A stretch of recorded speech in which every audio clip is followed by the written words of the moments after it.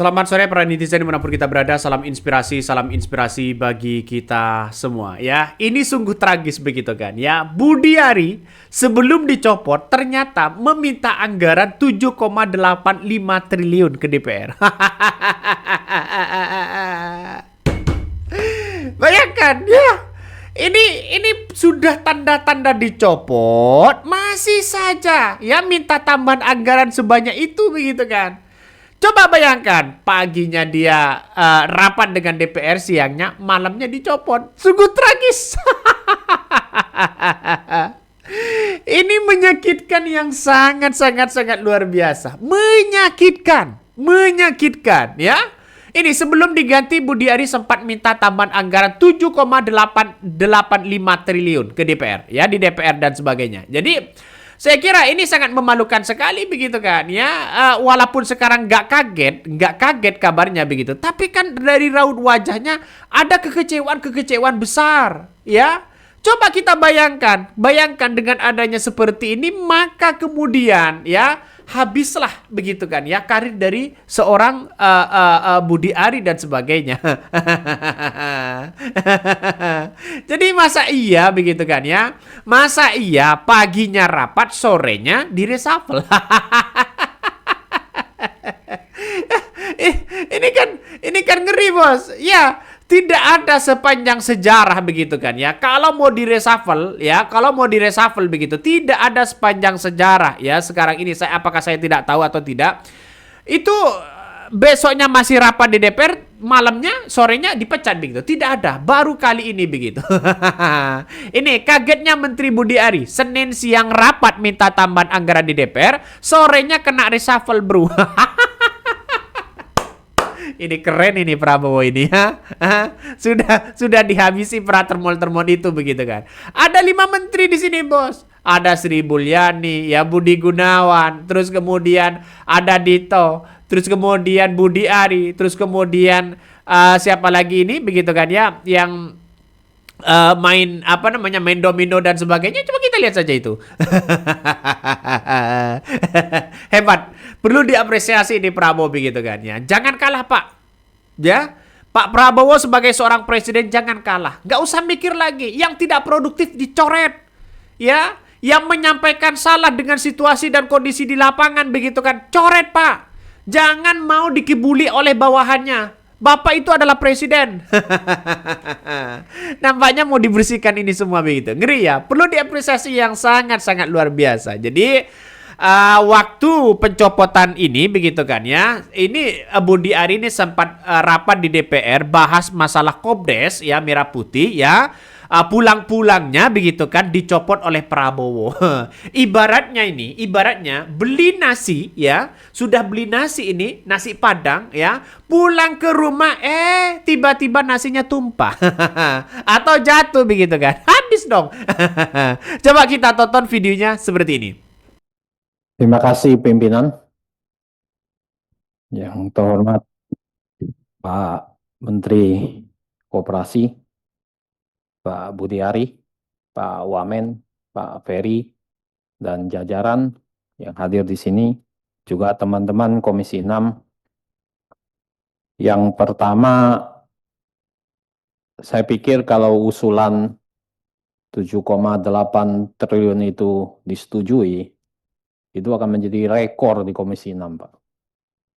Belum pernah, Pak. Semua kementerian bisa dapat 7,8 T. Ya. Apalagi sekarang banyak pemotongan. Kita doakan bisa dapat dananya 7,8 usulannya.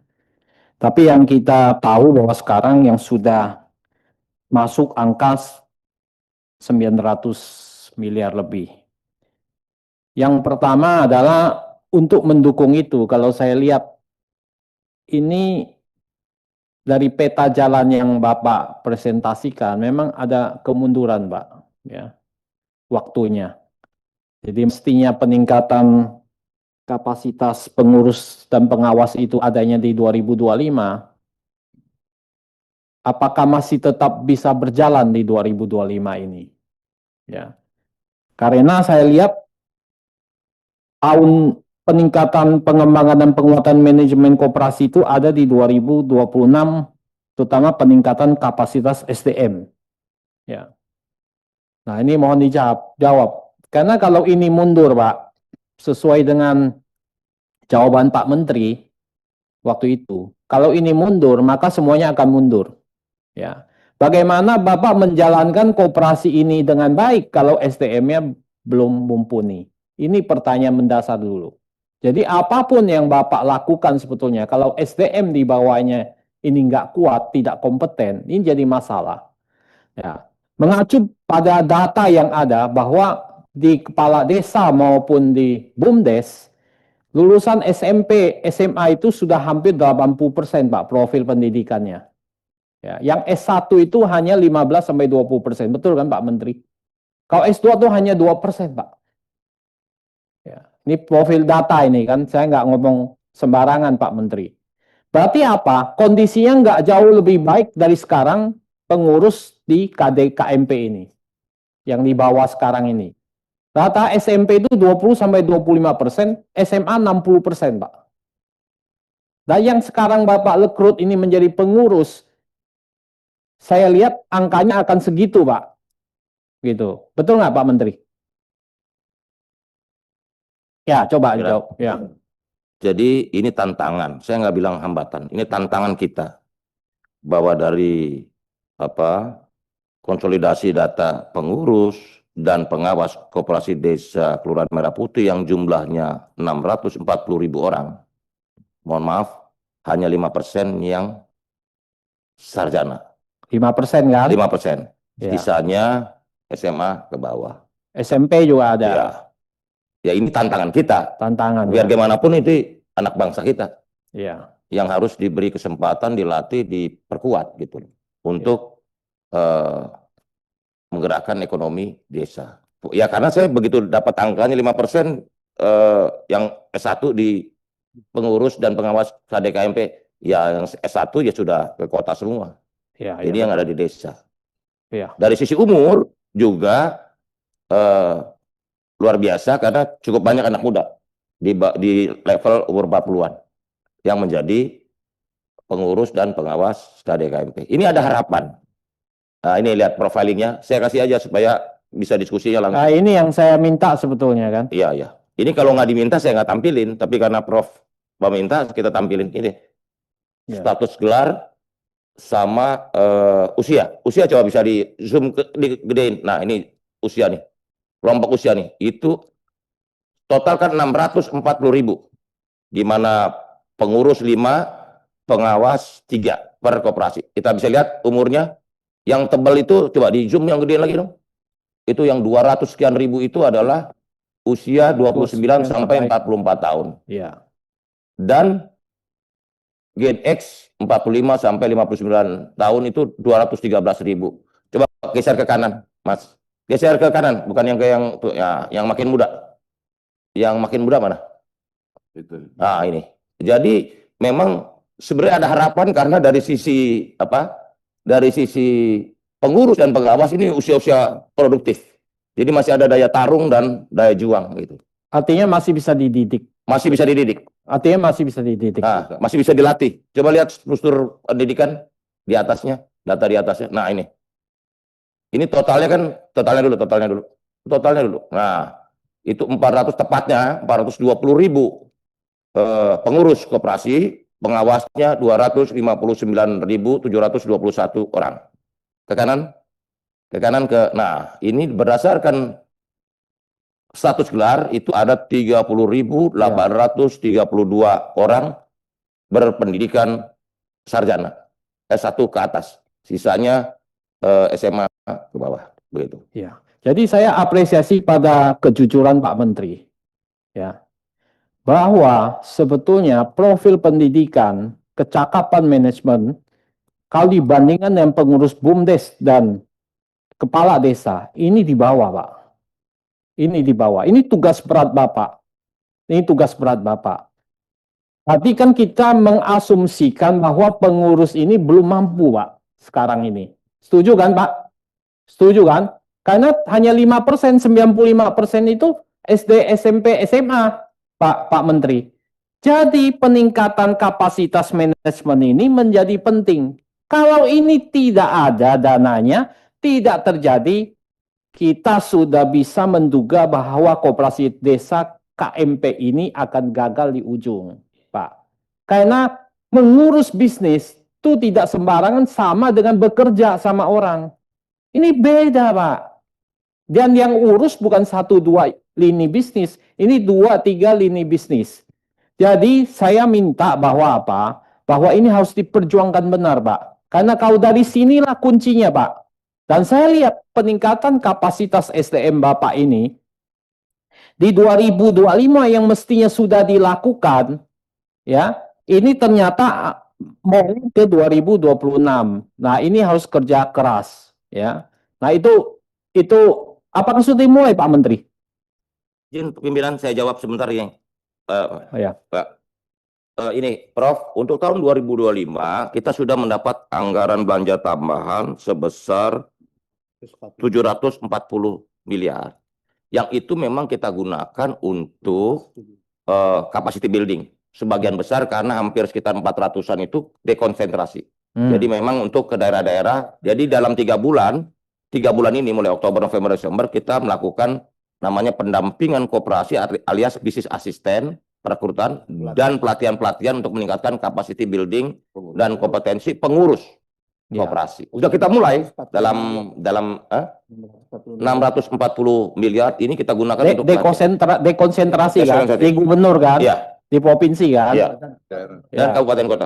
Kabupaten kota kan namanya bukan dekonsentrasi ya, kok provinsi kan, jadi itu. Nah ini penting kenapa? Jadi metode pengajaran peningkatan kapasitasnya harus juga jelaskan ke kami, Pak. Karena gini loh, Pak. Kalau Bapak lakukan bisa cepat, kalau Bapak kan lewat daring, percayalah sama saya, itu nggak akan meningkatkan kapasitas, Pak. Jadi ini poin penting, jadi jangan asal-asalan di situ hanya habisin anggaran, Pak Menteri. Ya, kalau itu dilakukan dengan hanya tujuannya menghabiskan anggaran, itu nantinya juga dapatnya nggak bagus. Ya, nah ini saya minta Pak, Bapak kan pasti udah punya silabus, udah punya kurikulum. Bapak kan belum presentasikan pada kami seperti apa, atau Bapak kirim ke kami, gini-gini kan saya dosen, Pak. Saya tahu, Pak, saya nyusun kurikulum dan silabus, Pak. Ya, setiap saat. Jadi nanti Bapak kasih tahu, saya bisa tahu, Pak. Ya. Ya, jadi saya bisa tahu pelatihan Bapak kena atau apa. Misalnya pemasaran yang Bapak latih, marketing konsep apa yang Bapak latih yang cocok dengan sasaran. Keuangan apa yang Bapak latih di sana, ya. Nah, ini adalah poin-poin yang Bapak harus jelaskan atau minimal kirim ke kami karena kalau dijelaskan ini kan terlalu ini. Dan bagaimana Bapak menyusun itu? Nanti kelihatan di kurikulum sama silabusnya. Apakah ini masuk akal, matching atau enggak? Ya, ini nanti Bapak kirim ke kami. Jadi saya menganggap ini starting point-nya di sini, Pak. Ini gagal, rusak semua. Ya, garbage in, garbage out, sampah masuk, sampah keluar, Pak. Gitu. Jadi ini yang poin pertama. Yang kedua adalah saya mau minta Pak Menteri, tolong Pak Menteri kasih tahu KPI apa yang Bapak susun, yang Bapak pakai untuk menilai Koperasi Desa Merah Putih. Saya belum pernah melihat KPI Bapak apa yang Bapak susun. Supaya apa? Supaya bisa menilai sebuah koperasi desa merah putih begitu. Ya. Nah ini apa? Apa Bapak dari sisi finansialnya Bapak susunnya dari sisi apa? Apakah DSCR-nya? Apakah NPV-nya bagaimana? IRR-nya bagaimana? Payback period-nya bagaimana?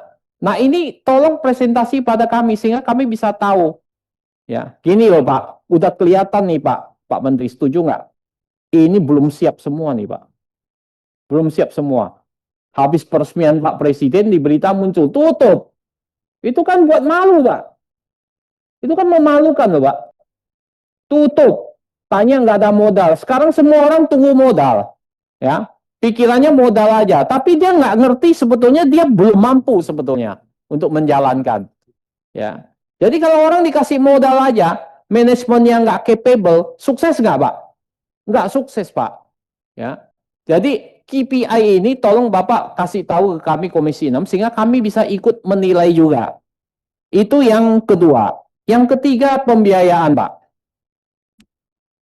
Dalam Impres kan jelas, salah satunya kan channeling. Channeling kan pemerintah taruh dana, sudah taruh 16 triliun, betul, dari 83 triliun. 16 triliun ini. Bapak jelaskan ke kami juga, siapa yang evaluasi untuk menyalurkan ke koperasi? Siapa yang evaluasi? Apa peran Kementerian Koperasi di sana? Ini nggak jelas ya sampai sekarang. Jadi apakah itu semua bank itu nurutin usulan dari Kementerian Koperasi atau bagaimana? Ya, nah ini poin ini harus jelas gitu. Kalau yang plafon sudah lah Pak. Kalau koperasi nggak mumpuni Pak, nggak dapat itu kredit Pak. Yang plafon itu, saya taruhan Pak. Ya, kalau dia nggak mumpuni perusahaannya, koperasinya nggak hebat Pak, tanyakan tuh nggak dapat Pak, karena penilaiannya kan ketat perbankan di sana. Kalau yang plafon. Tapi kalau yang channeling ini kayak bansos Pak. Tapi walaupun bansos ini kan harus dievaluasi.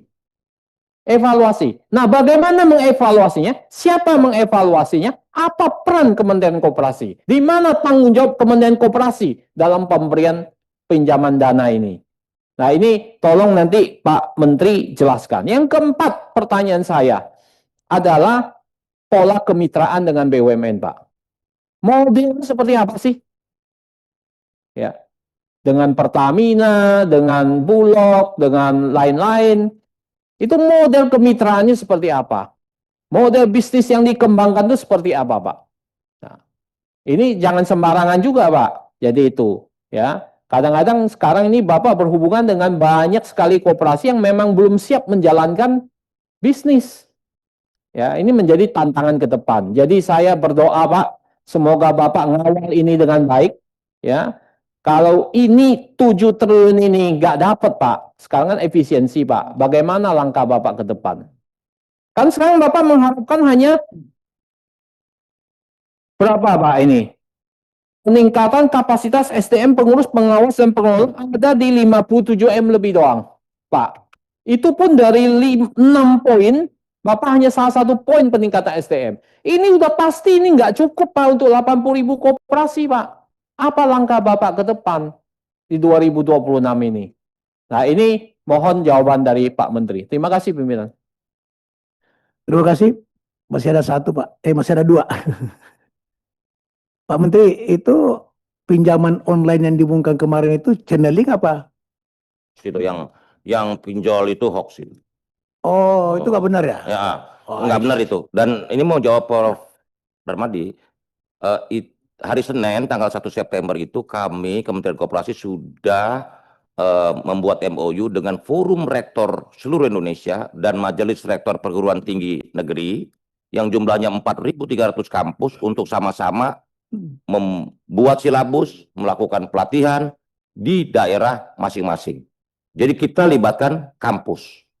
Karena memang tugas dia tiap hari mengajari orang. Jadi saya sudah bilang ke seluruh rektor, kalau ada masalah di sumber daya manusia di kampus kalian harus ikut tanggung jawab untuk mengupgrade atau upskilling capacity building. Tapi itu harus di-mix, Pak.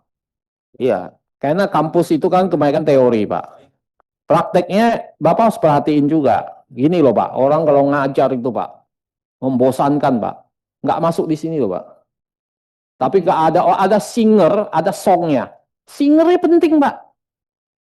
Singernya penting. Penyanyi ini penting juga. Dan Baik, dia baik. bisa masuk ke masuk. Tapi kalau Bapak hanya dari kampus saja yang isinya teori, marketing adalah prosesnya begini, itu juga nggak jalan juga, Pak. Nggak masuk di sini gitu.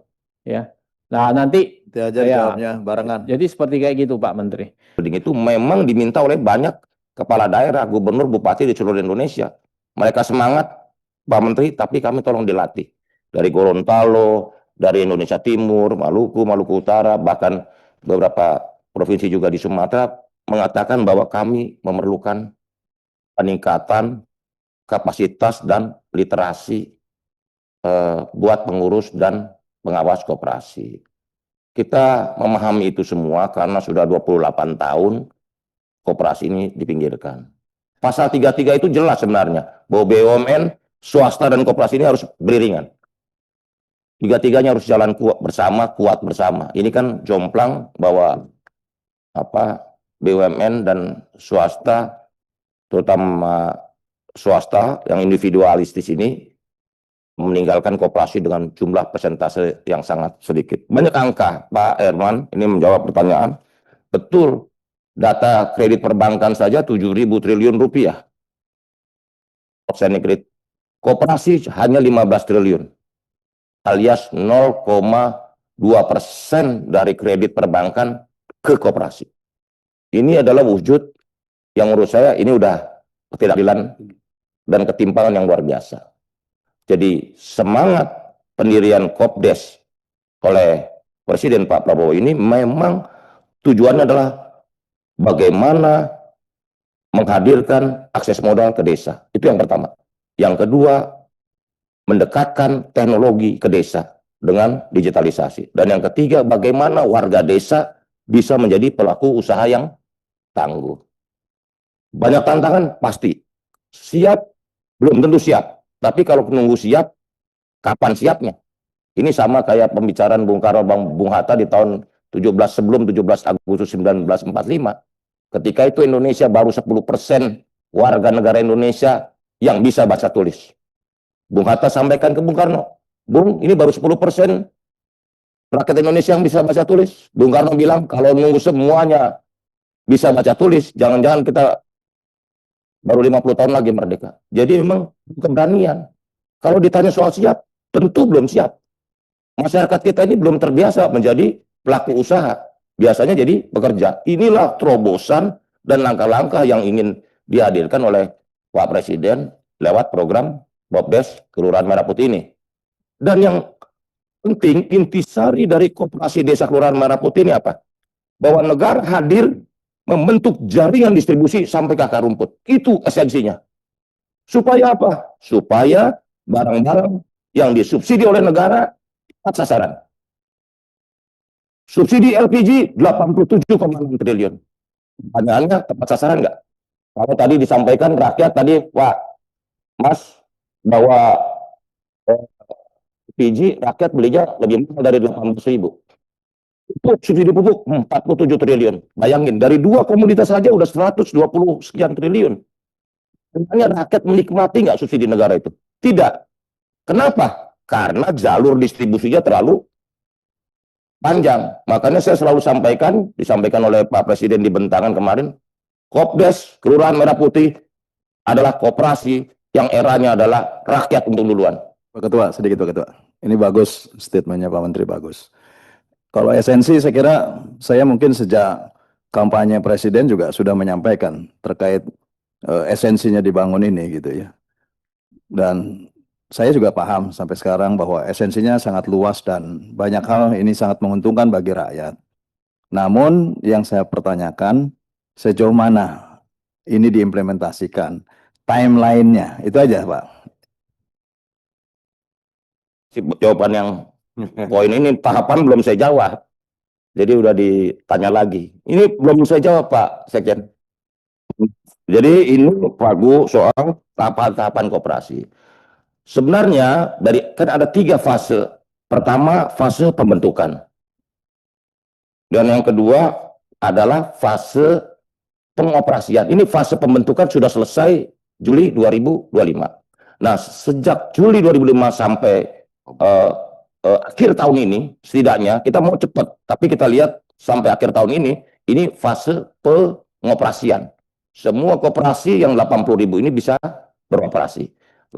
Selanjutnya adalah fase ketiga yang namanya pengembangan bisnis, monitoring, evaluasi, dan pengembangan bisnis. Dan yang keempat, nanti ada fase keempat, itu fase hilirisasi dan industrialisasi. Karena seperti yang disampaikan oleh Pak Presiden di Bentangan, kalau satu lidi ini nggak kuat. Tetapi begitu 80.000 dikonsolidasi dalam sebuah jaringan koperasi nasional, dia akan jadi kekuatan yang luar biasa. Nanti ujungnya adalah hilirisasi dan peningkatan skala usaha koperasi. Itu fase terakhir. nanti semua koperasi-koperasi itu dikonsolidasi, membentuk skala ekonomi yang kuat begitu.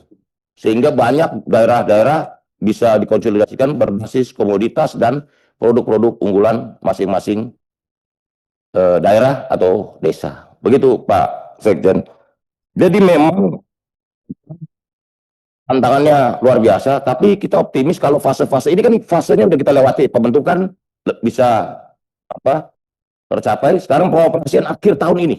Kita harapkan akhir tahun ini di Desember 2025 80.000 koperasi desa Kelurahan Merah Putih bisa beroperasi. Tentu perlu kerja keras, kerja berat, karena ada beberapa yang juga sudah dilakukan oleh Pak Menteri, teman-teman di sini. sekarang udah berapa persen yang beroperasi? Ini di Jawa Tengah itu sudah 2.000. Tapi mereka pakai skema laku pandai. Beberapa daerah sudah beroperasi. Jawa Timur juga sekitar berapa ratus? 125. Nanti datanya kita konsolidasi karena ini belum melibatkan apa yang menjadi tugas dan esensi awal pembentukan Kopdes Kelurahan Merah Putih.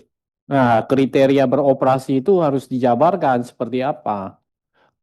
Gini, Ya. nanti saya jawab, Prof. Itu baru itu. Ini pertanyaan Mas Mufti. Jadi langkah-langkah dilakukan untuk mengatasi kondisi koperasi-koperasi yang ada tutup. Jadi memang kita lagi fokus satu pembiayaan. Dengan PMK nomor 63 tahun 2025 tentang pembiayaan, di mana Bank Himbara sudah bisa melakukan pembiayaan untuk koperasi-koperasi, ini akan membuka pintu bagi kesulitan akses permodalan koperasi desa Kelurahan Merah Putih. Yang kedua, ini adalah saluran distribusi. Kita jujur bahwa saat ini penyaluran LPG ini masih bermasalah. Karena saya selalu sampaikan, ini ada 2 orang di Kementerian Koperasi jadi komisaris matra niaga, Pak Wamen dan Pak Deputi. Di forum ini saya sampaikan mereka bertanggung jawab terhadap LPG. Kalau nggak ada LPG nggak bertanggung jawab. Ya, jadi jangan marah-marahin Pak saya dan Pak Sesmen kalau LPG dijual mahal ke rakyat. Pak Wamen, Pak Deputi bertanggung jawab. Karena saya udah bilang, harga eceran tertinggi LPG itu harus 18.000. Jadi kita kan gampang ngecek ya, rakyat beli berapa, ibu beli berapa. Karena di banyak daerah 25.000, 30.000. Padahal subsidinya udah begitu besar. Pak Ketua, sedikit Pak Ketua. Ini menarik juga. Ini kan saat ini kan penyaluran subsidi LPG itu melalui, Pak Herman, biar dijawab dulu, Pak. ya ini sedikit supaya Pak Ari menjawabnya lebih teknis. Enggak, supaya lebih teknis saja. Itu kan ada agen, kemudian ada pangkalan, ya pangkalan, subpangkalan. Itu polanya seperti apa? Supaya nyambung Pak, gitu. Dan jelas gitu, karena beberapa Jadi desa yang Pak saya Wamen, kunjungi belum beroperasi. Wamen saya dan Pak Deputi saya ini garis keras. Hardliner Kopdes Kelurahan Merah Putih. Mereka ini sudah fight bahwa untuk LPG itu harus statusnya Kopdes Kelurahan Merah Putih harus pangkalan garis miring subpangkalan supaya mendapat harga terbaik, harga agen Rp14.600 per LPG. Sehingga Kopdes jual 18.000 dia memperoleh keuntungan sekitar 3.000-an. Harga beli murah.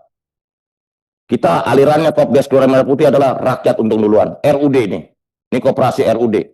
Bukan koperasi yang tadi Pak Profesor Nurdin sampaikan. Jadi kita ini semua garis keras.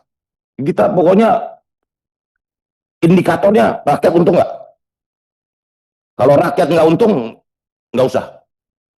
Makanya kita fight karena Permen SDM-nya masih mengatur Kopdes Kelurahan Merah Putih subpangkalan. Gitu loh. Padahal itu barang subsidi negara kok.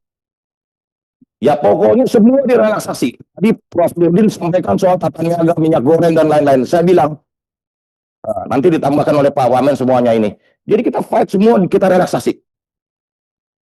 Termasuk BLI, NIB dengan BKPM dan lain-lain kita relaksasi. Nanti dijelaskan secara detail oleh Pak Wamen supaya ada kemudahan buat koperasi. Jadi NIB-nya, KBLBI-nya nggak usah 80.000 satu aja untuk 80.000. Dasar tadi tanyakan regulasi, sudah Pak. Pokoknya kita relaksasi semua.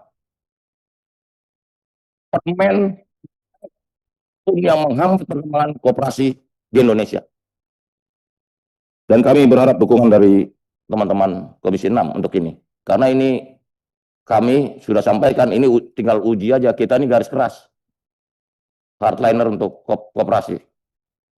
Nah, memang yang disampaikan pasar, banyak koperasi-koperasi yang muncul juga dengan sebagai best practice pengelolaan koperasi. Di Bali banyak. Pak, nah, Bali banyak sekali contoh-contoh koperasi yang bagus. Karena kita percaya bahwa best practice ini, pengalaman yang baik, atau praktek yang baik dalam bisnis ini bisa jadi contoh buat tempat-tempat lainnya. Pak Rizal, PMK ini nanya soal PMK nomor 63. Tadi sudah saya jelaskan. Dan juga NPL. Di perbankan nasional kalau tidak salah datanya NPL itu sekitar 2,95%. Perbankan nasional. Jadi hampir 3%. NPL perbankan. Nah, karena itu kita juga berharap jangan sampai koperasi itu NPL-nya tinggi gitu loh. Itu dengan pengawasan yang baik. Karena kami sudah sampaikan, satu, regulasinya harus kuat, dua, mitigasi resikonya harus cepat, dan yang ketiga, bagaimana sistem ini mengendalikan dan mengurangi terjadinya fraud dan elite capture di pengelolaan Kopdes Kelurahan Merah Putih. Nah, 4 himbara ini sudah menunggu, ini 1 triliun ya, akan disetor oleh Kementerian Keuangan, sehingga bisa dicairkan segera. Berapa? Ini kan komitmen dari Menteri Keuangan sudah ada angka 16 triliun, dan nanti 4 bank himbara ini sudah diberikan BNI, BRI, Bank Mandiri, dan BSI itu 1 triliun dikasih oleh Kementerian Keuangan, ditempatkan standby untuk bisa jalan. Selanjutnya ini Pak Nenga, betul bahwa ini yang penting memastikan barang subsidi itu ada sampai di rakyat. Kan ironis sekali, negara sudah subsidi begitu banyak, tetapi rakyat tidak menikmatinya. Jadi kemana nih? Siapa penikmat subsidi negara ini? Begitu. Jadi tujuan Kopdes ini nantinya adalah stabilisasi barang dan juga stabilisasi harga, sehingga inflasi bisa dikendalikan. Jadi ini salah satu kontribusi penting dari keberadaan Koperasi Desa Merah Putih. Selanjutnya Pak Kanang, Pak, memang betul ada doubling, tapi kita coba sisir kok ini Pak, supaya betul-betul ini memberi dampak, program ini memberi dampak, karena ukuran kuantitatifnya adalah dampaknya buat masyarakat. Nah, ukuran dampaknya bisa kita lihat nanti. Tadi ini sekaligus menjawab pertanyaan Prof. Darmadi atau Pak Darmadi. Pak Darmadi ya. KPI-nya nih, ini KPI-nya ada, kita sedang susun, kita elaborasi terus. Satu itu modal sendiri, partisipasi anggota. Jadi alat ukur Kopdes Kelurahan Merah Putih ini sukses apa? Di mana bila anggota Kopdes di daerah atau di desa tersebut itu setengah dari jumlah penduduknya. Misalnya karena desanya 4.000 orang, itu 2.000-nya jadi anggota Kopdes itu. Ah, ini berarti partisipasinya tinggi, sehingga koperasi ini bisa dipertimbangkan menjadi salah satu koperasi yang betul-betul memberi dampak bagi masyarakat. Terus volume usaha, terus nanti kita masukkan lagi SHU-nya berapa.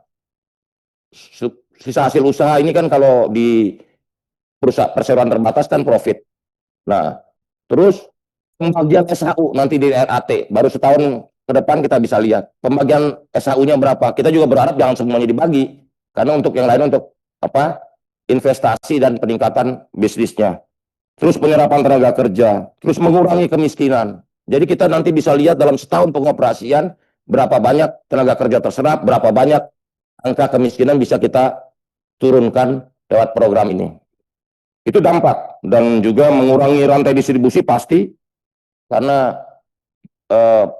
maksud dari pendirian Koperasi Desa Kelurahan Merah Putih memang memutus mata rantai distribusi yang terlalu panjang. Ada D1, D2, D3, D4 sampai ke desa ke masyarakat. Ini mau dipotong supaya ringkas sehingga harga bisa lebih murah untuk warga, masyarakat dan rakyat di desa. Jadi Pak Kanang, ini saya sampaikan untuk menjawab pertanyaan doubling dan ini. Kami Kementerian Koperasi akan melibatkan para penegak hukum, dalam hal ini Kejaksaan, KPK, dan juga nanti semua program ini kami akan minta kepada BPKB untuk melakukan probity audit, termasuk untuk digitalisasi. Karena ini pertaruhan kita nggak boleh main-main. Ya, meningkatkan pertumbuhan berapa di desa itu dan sebagainya itu kan harus terukur. Nah, itu kami minta Komisi 6. Yang kedua, Bapak menjelaskan bahwa semua akan beroperasi di akhir tahun ini. Kriteria beroperasi itu apa, Pak? Apakah ada kantornya udah dianggap beroperasi? Sementara di daerah mana itu, Hambalang, udah habis peresmian atau di daerah mana saya lupa. Diturunkan semua, ditutup gitu. Saya kunjungin Pak beberapa koperasi desa Merah Putih Pak, diam-diam Pak. Ya. Dan tampak kosmetik aja. Buka aja. Habis itu nggak diurus, tutup. Apakah itu yang dimaksud dengan beroperasi? Nah, berapa beroperasi ini sekarang sudah berapa persen yang menurut definisi Bapak? Tapi definisinya itu menjadi sangat penting gitu. Yang kedua, apakah masuk kriteria bagaimana kalau koperasi Desa Merah Putih itu membunuh ekonomi lokal? Berapa yang akan terbunuh di sana dengan Bapak, misalnya yang boleh jadi pangkalan gas dan sebagainya, itu kan yang lain kan akan terbunuh semua. Bahan-bahan sembako semua akan tutup karena kalah bersaing dengan koperasi Desa Merah Putih. Itu UMKM itu jumlah di seluruh Indonesia adalah 65 juta lebih, Pak. 65 juta lebih UMKM di Indonesia. Termasuk di dalam yang Bapak. Nah, kalau tumbuh 80.000 yang terbunuh 30 juta, Pak, ini juga nggak bagus, Pak. Ya. Nah, ini tolong Bapak sampaikan. Ini orang juga udah ngomong nih, kami nanti kalau kayak gitu dikasih kayak monopoli di sana. Misalnya, gas dikasih agen gas di sana, ya kalah lah. Toko-toko kelontong, toko-toko di sana, Pak. Ini kan masalah besar, Mak, menimbulkan kecemburuan sosial. Salah-salah Kopdesnya itu Merah Putih di demo di sana. Ditutup paksa. Ya, ini juga poin penting Pak Menteri. Ya, coba disampaikan. Nah, nanti ditambahin Pak Wamen, saya juga mau jawab Pak Tenang. Tadi saya sampaikan bahwa kita akan meminta BPKB untuk melakukan probity audit terhadap program-program kita. Bahwa SIM Kopdes ini adalah platformnya untuk melakukan integrasi dan interoperabilitas terhadap semua pergerakan Kopdes, Kelurahan Merah Putih di seluruh Indonesia. Tentu datanya harus dinamis, karena kita mau real time, juga semuanya bisa terpantau. Sehingga mitigasi risiko dari pengelolaan Kopdes Kelurahan Merah Putih ini bisa kita jaga dan bahkan kita bisa pantau sebelum kejadian. Begitu. Nah, Pak Prof, ini pilihan kita, Prof. Koperasi ini soal keberpihakan, Prof. Kalau saya alirannya sebagai Menteri Koperasi yang selama lihat untung duluan, saya nggak peduli yang lain. Buat saya yang penting rakyat untung, rakyat tersenyum. Kalau ada pihak-pihak yang kecewa karena jalur distribusi dipotong, buat saya selama puluhan juta bisa membeli murah LPG dan lain-lain. Pak Menteri, ini bukan ini ekonomi desa itu yang di situ. Itu kalau misalnya di situ itu terbunuh, UMKM di sana bagaimana? Ini kan pertanyaan saya. Itu kan rakyat juga, rakyat kecil juga, UMKM juga gitu loh. Punya mikro, makro dan sebagainya. Gini Pak Prof, ya. Pak Menteri, itu kekhawatiran daripada Prof Dar itu wajar aja. Tapi sebetulnya itu tidak akan terjadi. Kenapa? Karena izin yang ada sekarang itu tidak akan dimatikan. Angkat jadi tempat pelayanan koperasi namanya TPK. TPK-nya daripada Koperasi Desa Merah Putih. Itu selesai urusan itu, Pak.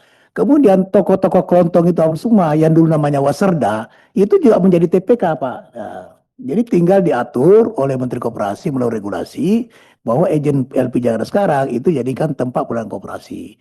Jadi dia menjadi pelaksana daripada justru dikoperasikan, Pak. Saya sering mengatakan bahwa UMKM yang 63 juta tidak akan mungkin bisa naik pangkat kalau tidak berkoperasi. Justru ini kesempatan Pak Menteri bekerja sama Menteri UMKM untuk mengkoperasikan mereka, itu akan menaikkan pangkatnya. Nah, itu yang saya mau dengar dari Pak Menteri. Itu sudah Pak, dia sudah siapkan itu. Ya, makanya kan kita belum jelas nih, Pak. Mitigasinya Iya. itu. Prof Nurdin udah pernah saya jelaskan Nah, soal sini yang jawabnya nanti- bukan Pak Nurdin. Ini Bukan, saya udah jelaskan ke Pak Nurdin, ini UMKM jumlahnya anggota. Ini terbalik-balik kita, Pak. Kadang-kadang anggota yang menjelaskan ke mitra gitu.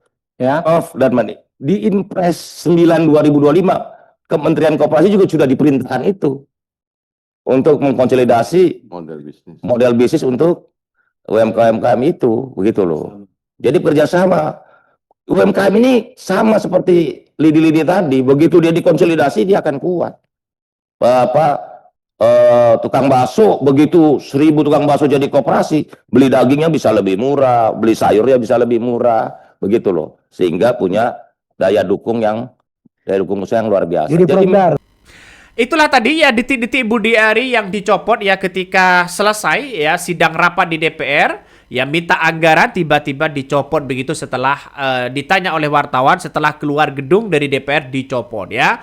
Jadi menandakan bahwa ada situasi mungkin sebelumnya sudah tahu atau bagaimana, tapi yang jelas dengan adanya seperti ini masyarakat sudah paham bahwa gerak-gerik dari Budi Ari ini kalau toh pada hakikatnya soal hukum dan sebagainya ini harus benar-benar diberantas ya. Tapi saya melihat bahwa karena kinerja selama ini Budi Ari tidak memberikan terobosan baru. Makanya yang saya katakan kalau tidak pernah mengurusi soal koperasi atau merah putih dan sebagainya begitu kan ya.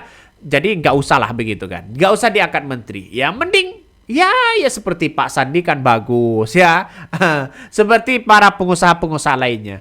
Oke, mungkin itu yang kami sampaikan. Tonton terus di channel Hodari Podcast Rakyat ini. Jangan lupa di subscribe.